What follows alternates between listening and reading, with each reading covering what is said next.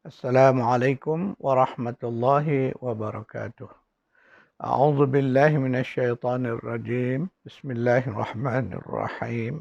Innal hamdalillah nahmaduhu wa nasta'inu wa nastaghfiruh.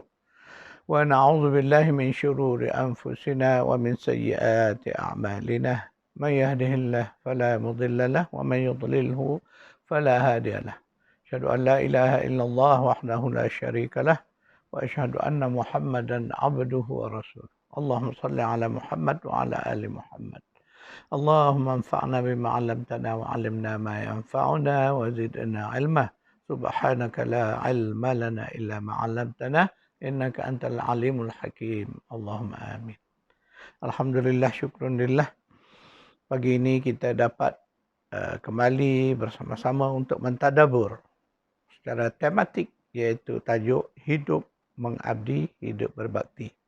Tadabbur kita adalah berasaskan kepada buku Hidup Mengabdi, Hidup Berbakti. Tuan-tuan dan puan, semalam kita dah bagi intro pengenalan tentang tema yang akan kita kupaskan, yang akan kita tadabburkan sepanjang siri ini insya-Allah. Pagi ini saya akan meneruskan. Semalam kita telah menyentuh tentang satu elemen yang sangat penting kepada diri kita, ialah elemen hati.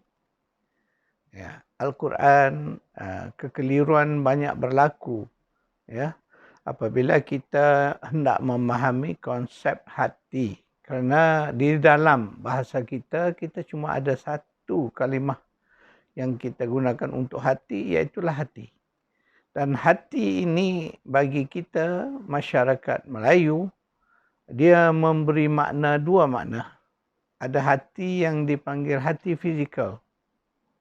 Jadi hati fizikal kita juga sebut hati, tetapi ketika kita melihat dalam bahasa Inggeris disebut sebagai liver.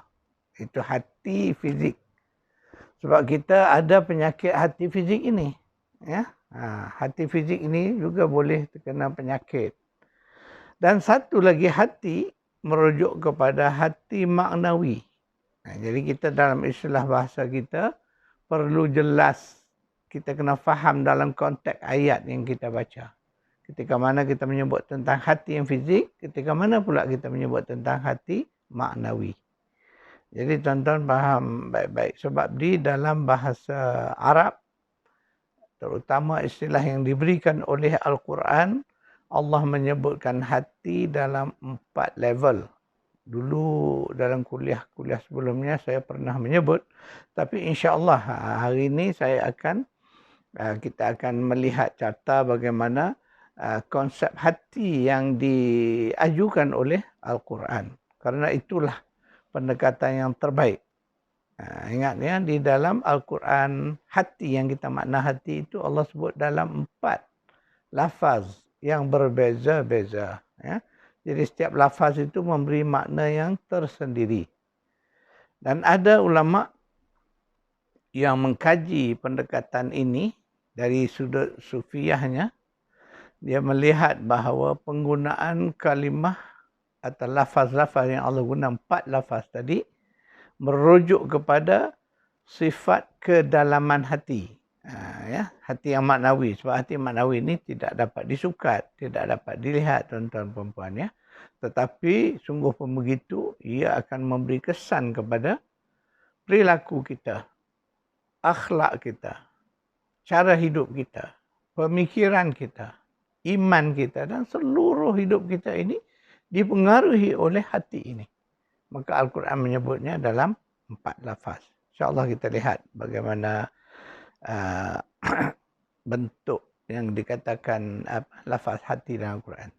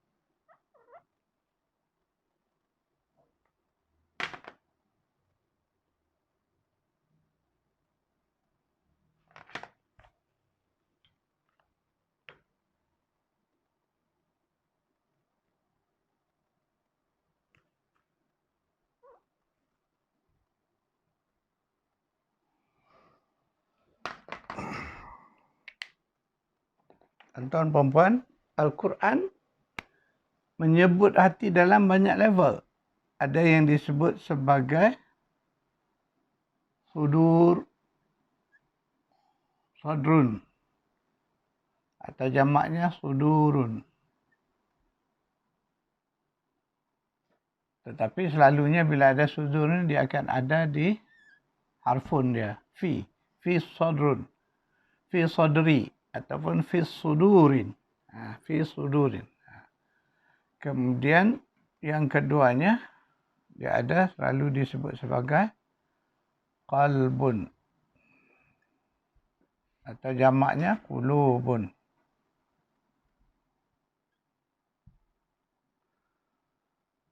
Satu lagi, hati yang lebih dalam lagi disebut sebagai fuadun.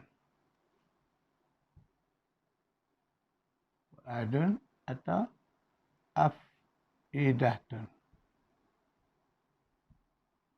Afidah.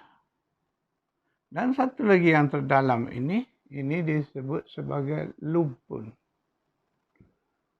atau albab.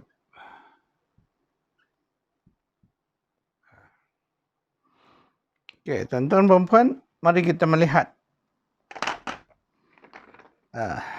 contoh ketika Allah menyebut tentang aspek jiwa manusia. Allah cenderung menyebut dalam kalimah ini. Sebab itu di dalam surah An-Nas, A'udzubillahi minasyaitonirrajim, alladzi yuwasfi sudurin nas. Mana di lapisan ini. Dan ayat-ayat tentang qulub sangatlah banyak. Khatamallahu ala qulubihim wa ala sam'ihim. Ayat tu menunjuk kepada hati yang ini. Dan satu lagi, Allah juga menggunakan kaedah fuad ataupun afidah. Jadi afidah ni jamak ya, tuan-tuan jangan keliru. Fuadun tu satu hati. Kalau jamak dia atau pluralnya ialah afidah. Sama juga sadrun ni satu. Kalau banyak sudur. Qalbun satu hati. Tapi kalau banyak qulubun. Dan yang terakhir, yang paling dalam ialah lub. Itulah yang Allah selalu menggunakan kalimah lub ni jarang jumpa.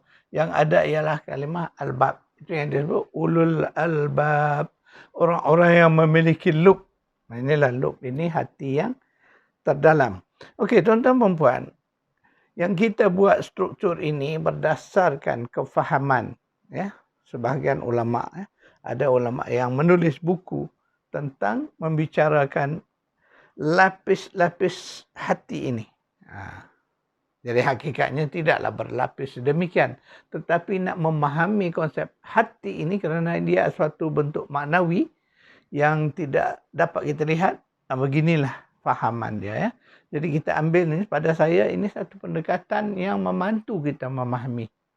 Sebab mesti ada perbezaan. Kalau tidak, tak akan Al-Quran. Ini istilah yang digunakan oleh Al-Quran. Sadrun, qalbun, fuadun, lubun. Tingkat-tingkat tu memang digunakan oleh Al-Quran.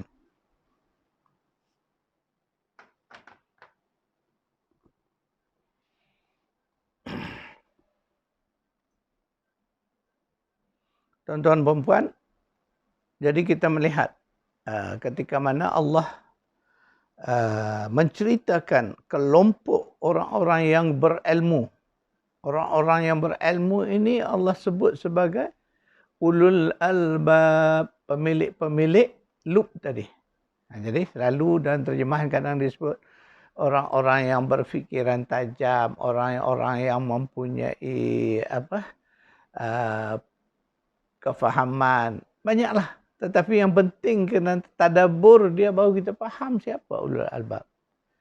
Jadi tentang ulul albab ni dalam kuliah-kuliah lalu saya dah banyak menyebutnya. Ya.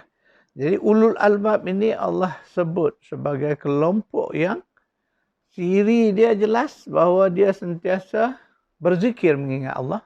Yazkurunallaha, satu. Yang keduanya, dia berfikir, yatafakkaruna. Maknanya dia berfikir. Dan berfikir, ingat balik istilah saya bagi semalam.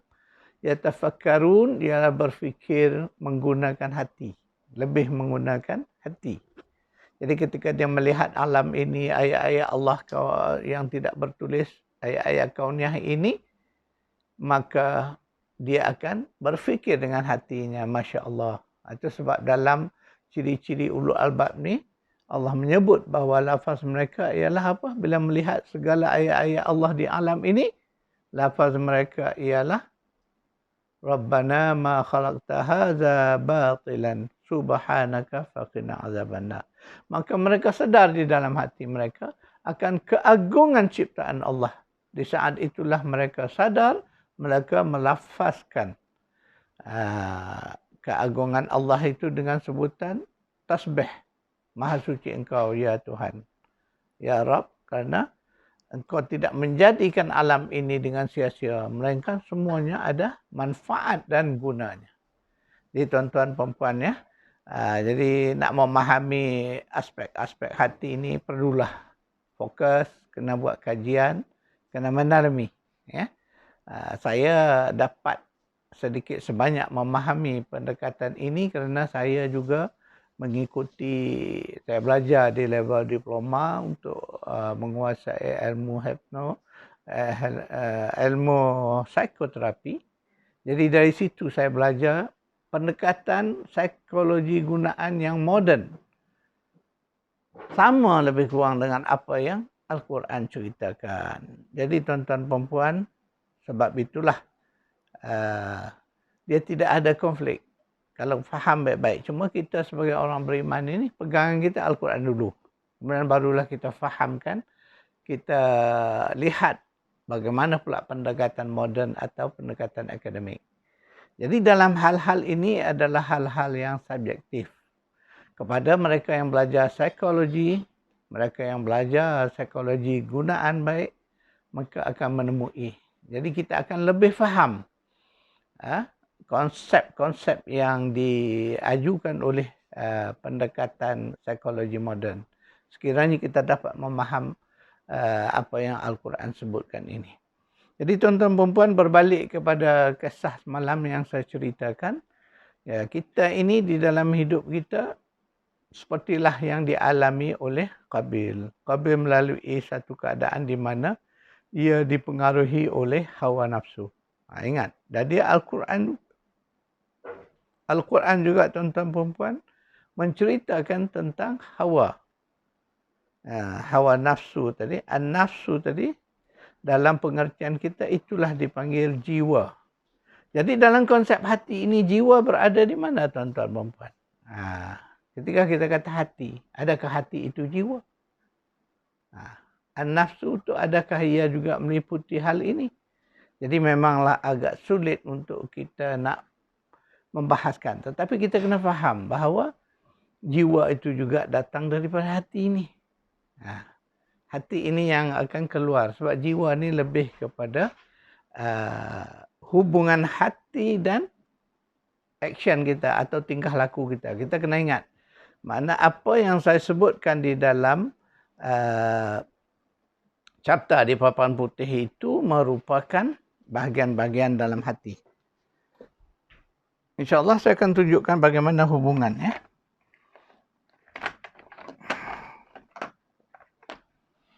Jadi hubungan dengan hati ini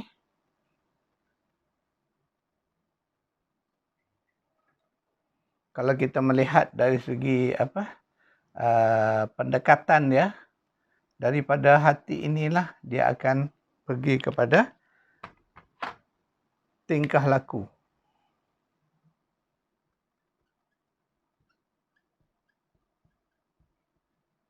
Ataupun kita kata action kita.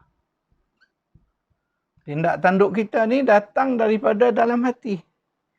Jadi di level inilah yang kita kata antara bahagian hati dalaman ini, sebab tindakan ini sudah berada di alam nyata, tuan-tuan perempuan. Ingat, macam kita bertindak. Macam tadi, berdasar pada cerita Qabil, Qabil membunuh.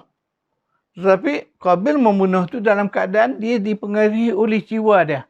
Itu yang dikatakan, dia dipengaruhi oleh hawa. Hawa duduk di mana? Di sinilah antaranya. Ini gelombang hawa tadi. Sampailah menghasilkan tindakan. Itu jadi di sinilah kita panggil jiwa. Jiwa ataupun an-nafs. Itu kalau kita nak memaham. Ini memaham konsep saya tuan-tuan dan puan ya. Kita tak dapat menjelas secara accurate. Tapi kita kena faham. Sebab apa? Ada orang bertanya, apakah sama hati dengan jiwa? Bagaimana nak jawab? Sebenarnya hati inilah yang mempengaruhi jiwa tadi. Sebab jiwa ni selalu, sebab itulah kajian ilmu psikologi ni sering berada di level ini saja. Dia tak dapat masuk ke level terdalam, ke loop sebagainya. Tak mungkin. Sebab itu Allah sebut bab roh ni. Sebab ini adalah rohaniah kita. Dia kesan daripada kewujudan roh itu, inilah yang kita boleh kaji tadi. Iaitulah rohaniah. Roh tak boleh kaji sebab Allah dah sebut. Roh itu adalah urusan dia. Tetapi Allah bagi sedikit ilmu untuk kita. Ilmu itulah yang dipanggil ilmu rohaniah. Iaitu kesan daripada kewujudan zat yang namanya roh itu. Yang ini kita boleh kaji. Ini ada kemampuan. Maka sebab itulah bidang psikologi mengkajinya ni. Tapi bidang psikologi pun mengkaji reaksi antara hati yang lapisan hati ini dengan tabiat tingkah laku atau action manusia. Di level ni dipanggil jiwa. Ingat tuan-tuan boleh faham ya. Sebab ini dalaman dia. Yang ini dah keluar. Ini sudah di luar. Ini di dalam. Jadi antara dalam keluar inilah, itulah jiwa kita. Sebab itu disebut juga dalam jiwa ni ada perasaan. Ingat baik ya. Dalam jiwa ada perasaan. Dan perasaan itu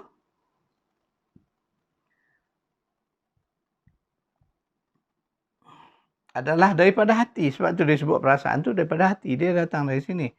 Jadi perasaan ataupun emosi. Ya, dua-dua ni sama. Perasaan atau emosi ini disebut sebagai suasana kepada jiwa dia. Jadi tuan-tuan perempuan,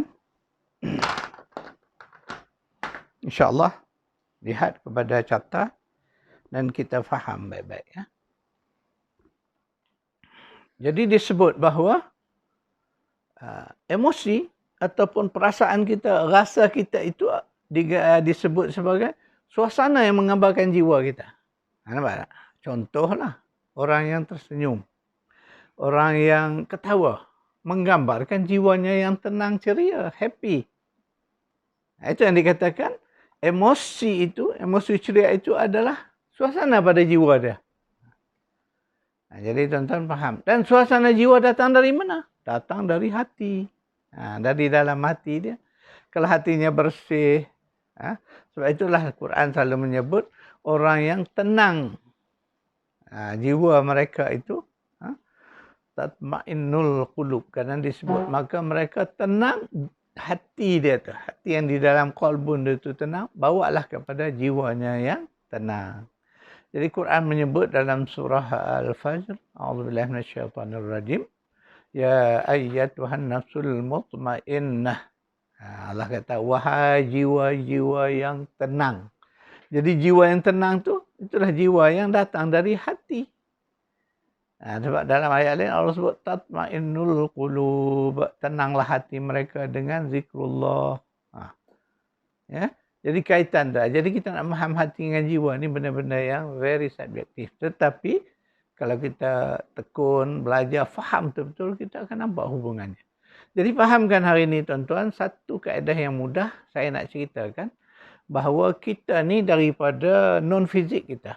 Makna di alam rohaniah kita, dia akan keluar menjadi kenyataan. Sebab itu saya selalu bertanya, bolehkah kita melihat emosi itu? Bolehkah kita melihat perasaan tuan-tuan perempuan? Sebenarnya boleh. Sebab perasaan emosi itu biasanya akan dizahirkan ke fizikal kita. Keluar. Contoh. Kenapa dalam cerita kisah semalam, kenapa Qabil membunuh adik dia? Membunuh itu kan tindakan yang dah jelas nyata. Datangnya tindakan membunuh itu datang dari jiwanya yang kotor, yang diselubungi oleh perasaan marah, benci. Kan itu semua emosi tuan-tuan. Jadi emosi itu nampak tak? Nampak. Ketika mana? Ketika dia keluar menjadi tindakan, tingkah laku atau action. Itu jelas. Itu hubungan jiwa dan action. Tidak ada orang melakukan sesuatu melainkan dia ada kesan daripada jiwanya. Contoh, kita menghulurkan wang sedekah RM10 contoh dengan memberi senyuman.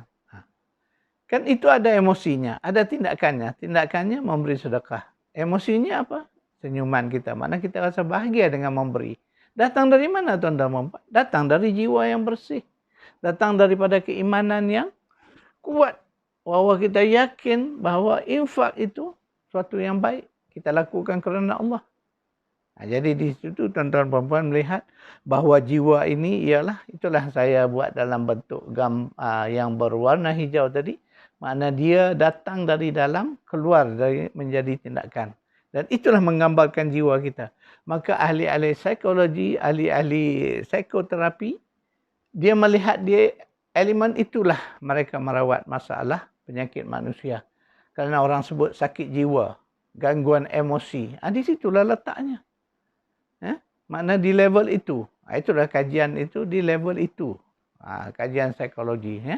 Dia tidak masuk ke level yang terdalam. Sebab Allah dah sebut dah. Bahawa roh itu adalah urusan Allah.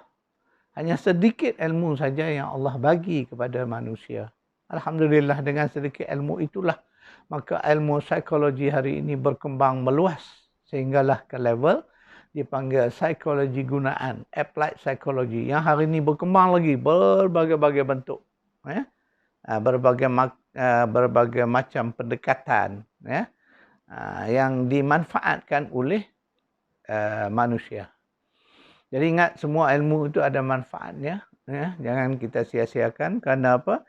Sebetulnya ilmu psikologi itu milik orang Islam dan perempuan. Cuma dulu kita tidak kenal sebagai psikologi, kita mengenalnya sebagai ilmun nafs ataupun ulumun nafs. Dikaitkan dengan an-nafs. Tetapi orang kita menggambarkan, memberi makna nafsu. Nafsu itu seolah-olah yang tidak baik.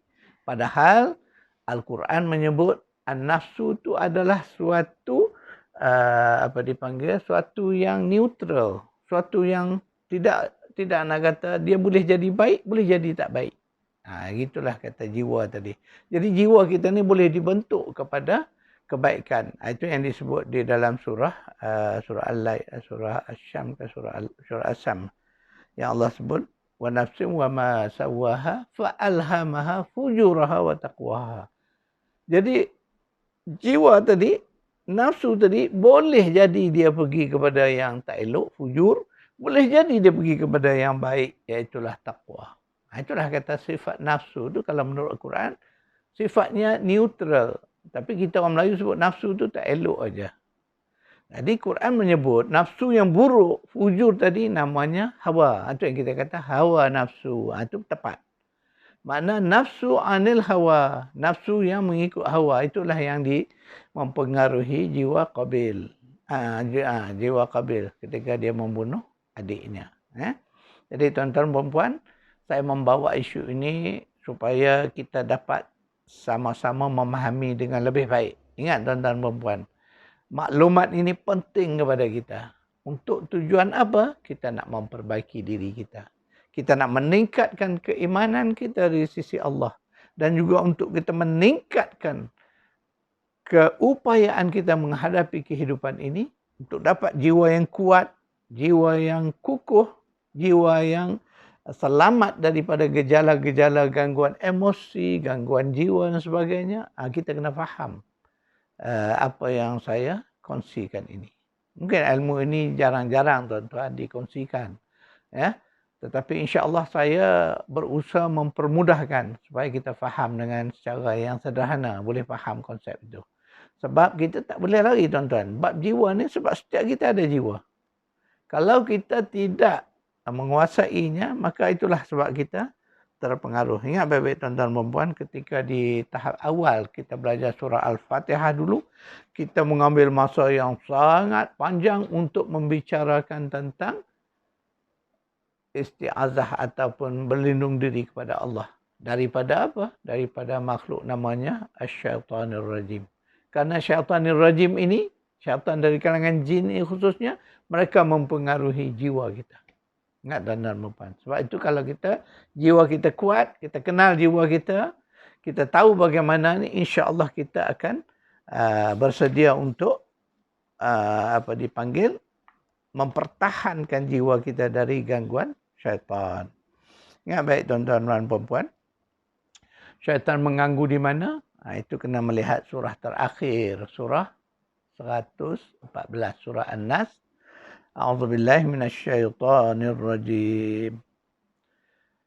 Bismillahirrahmanirrahim. Qul a'udzu birabbin nas, malikin nas, ilahin nas, min syarril waswasil khannas, alladzi yuwaswisu fi sudurin nas, minal jinnati wan nas. Jadi ayat ni Allah sebut min syarril waswasil khannas. Waswas khannas inilah yang merupakan apa yang kita sebut sebagai gejala gangguan.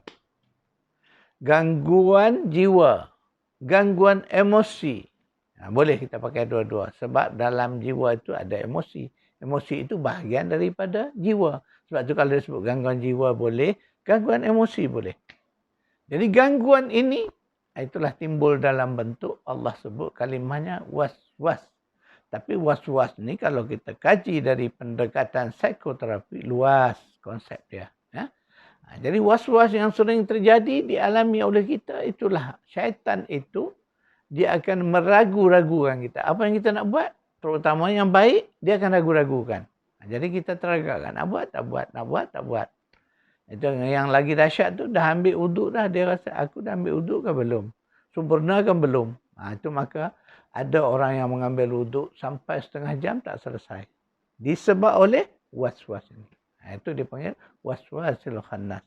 Jadi was-was ini adalah gejala jiwa, gejala hati. Gejala dalaman kita, bukan fizikal.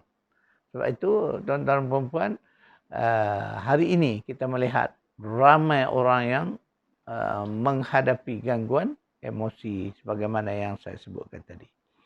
Jadi tuan-tuan dan puan-puan, masa kita pun telah berakhir. Sekadar itu dulu kuliah kita pagi ini. InsyaAllah kita bertemu lagi di esok hari. A'udzubillahi minasyaitonirrajim. Bismillahirrahmanirrahim. Alhamdulillahirabbil alamin wassalatu wassalamu ala asyrafil anbiya'i wal mursalin wa ala alihi wa sahbihi ajma'in. Allahumma arhamna bil Qur'an waj'alhu lana imama wa nuran wa hudan wa rahmah. اللهم ذكرنا منه ما نسينا وعلمنا منه ما جهلنا ورزقنا تلاوته آناء الليل وأطراف النهار واجعله لنا حجة يا رب العالمين. ربنا آتنا في الدنيا حسنة وفي الآخرة حسنة وقنا عذاب النار. صلى الله على محمد وعلى آله وصحبه أجمعين والحمد لله رب العالمين.